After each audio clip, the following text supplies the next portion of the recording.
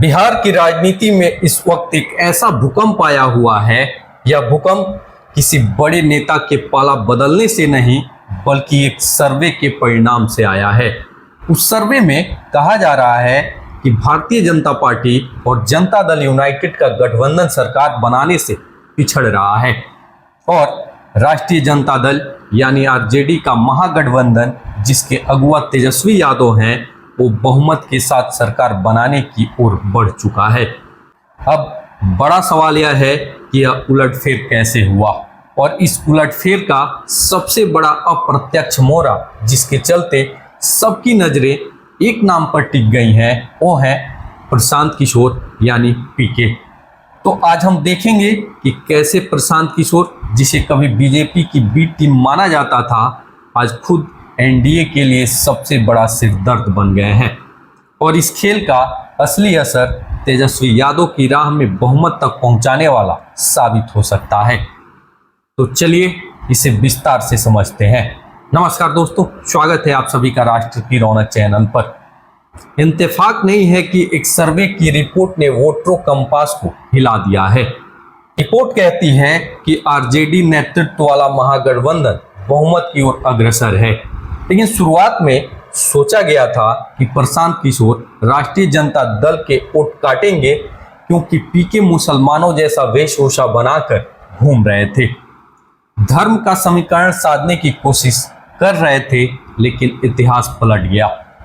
आज की तारीख में प्रशांत किशोर आरजेडी को नहीं बल्कि उसके सबसे बड़े दुश्मन भारतीय जनता पार्टी यानी बीजेपी को ही सबसे ज्यादा नुकसान पहुंचा रहे हैं।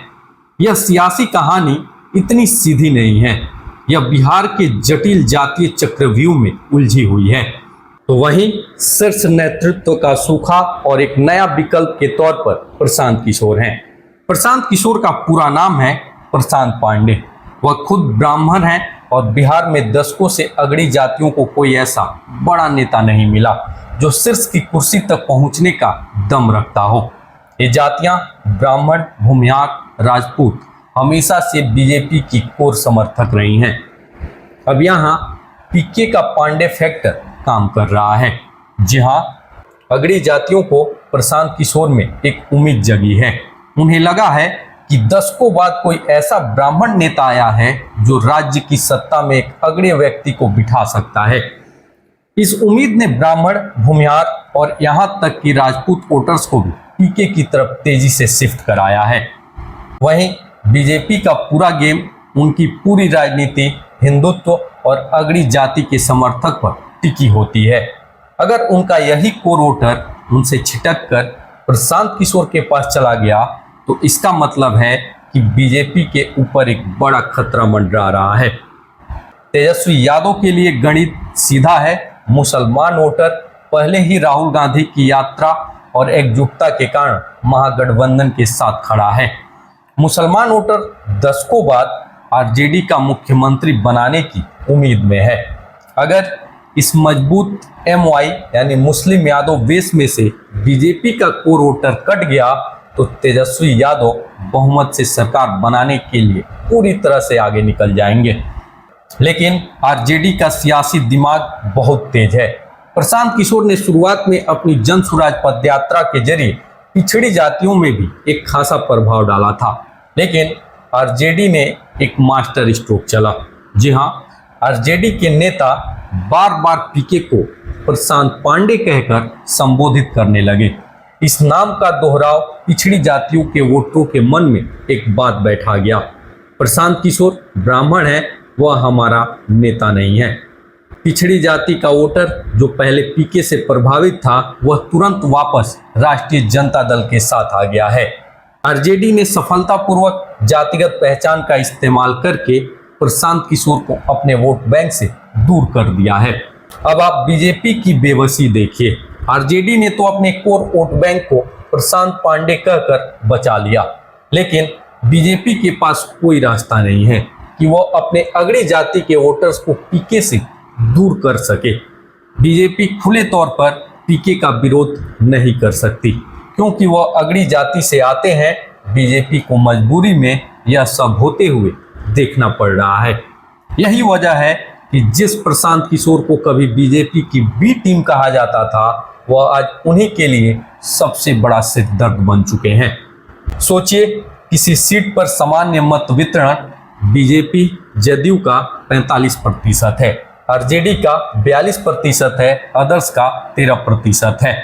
यहाँ अगर पीके जैसा तीसरा खिलाड़ी बीजेपी के कोर वोटर्स में 3 से 5% काटने लगे तो सीट पलट सकती है। ऐसे कई सीटें हैं जहां 2000 से 5000 वोट का अंतर जीत हार तय करता है। पीके इफेक्ट छोटे छोटे मार्जिन जोड़कर एनडीए की कुल सीट गणना को बहुमत प्रभावित कर सकता है।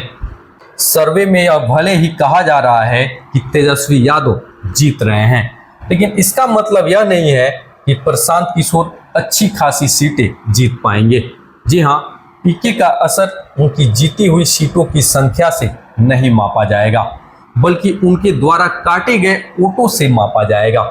याद कीजिए साल 2020 का विधानसभा चुनाव, चिराग पासवान की पार्टी महज एक सीट जीत पाई थी, लेकिन उनका असर इतना व्यापक था कि उन्होंने बीजेपी को नहीं बल्कि जदयू को कई दर्जन सीटें हरवा दी। जदयू का हश्र उसी कारण हुआ। प्रशांत किशोर इस बार वही भूमिका बीजेपी के साथ निभा रहे हैं। तो यहाँ पीके का लक्ष्य है वह अगड़ी जाति के वोटर्स को काटेंगे। इसका असर यह होगा, बीजेपी और जदयू के उम्मीदवारों को 2000 से 5000 वोटों से हार का सामना करना पड़ेगा। तो इसका परिणाम क्या होगा? तो बीजेपी जदयू गठबंधन डामाडोल हो जाएगा। बीजेपी और जदयू के कमजोर होने का सीधा मतलब है राष्ट्रीय जनता दल की जीत। यानी प्रशांत किशोर, जिसे कुछ लोग बीजेपी की बी टीम मान रहे थे, वह अपनी जातिगत पहचान की मजबूरी और आरजेडी के मास्टर स्ट्रोक के कारण तेजस्वी यादव की जीत का अनजाने में ही सही रोडमैप तैयार कर रहे हैं। बिहार में राजनीति पढ़े लिखे लोगों की बात करती है, लेकिन चलती है जाति, धर्म और समीकरणों से। प्रशांत किशोर की पूरी पदयात्रा काफिले में अगड़ी जाति के युवाओं की संख्या बताती है कि वह खुद भी अंततः इसी समीकरण पर टिके हैं। लेकिन फर्क सिर्फ इतना है कि इस खेल में उन्होंने दुश्मन का घर नहीं तोड़ा, बल्कि दोस्त का घर ही कमजोर कर दिया। अब यहाँ एक सवाल खड़ा होता है, प्रशांत किशोर की पैडफील्ड और पदयात्राएं कितनी टिकेंगी? क्या वे दीर्घकालिक राजनीतिक खिलाड़ी बनेंगे या चुनाव तक एक प्रभावी वोट कटिंग एजेंट के रूप में बने रहेंगे? ये तो आने वाला समय बताएगा। फिलहाल जो बात साफ है, पीके ने बिहार के जटिल जातीय चक्रव्यूह को हिलाया है और किसी न किसी रूप में आरजेडी के लिए लाभमुखी स्थिति बनाई है। इस पूरे खेल में असली निर्णायक वोटर की चेतना है। वे वोटर जो जल्दी प्रभावित होते हैं जाति, पहचान, लोक आकर्षण और नई उम्मीदों से। प्रशांत किशोर ने उन भावनाओं को छेड़ा, आरजेडी ने सियासी बुद्धिमत्ता से जवाब दिया। बीजेपी को अब अपने खोते कोर वोट वापस लाने की मुश्किल चुनौती मिली है। तो अंततः चुनाव की असली किताब तभी खुलती है जब वोटों की गिनती आती है।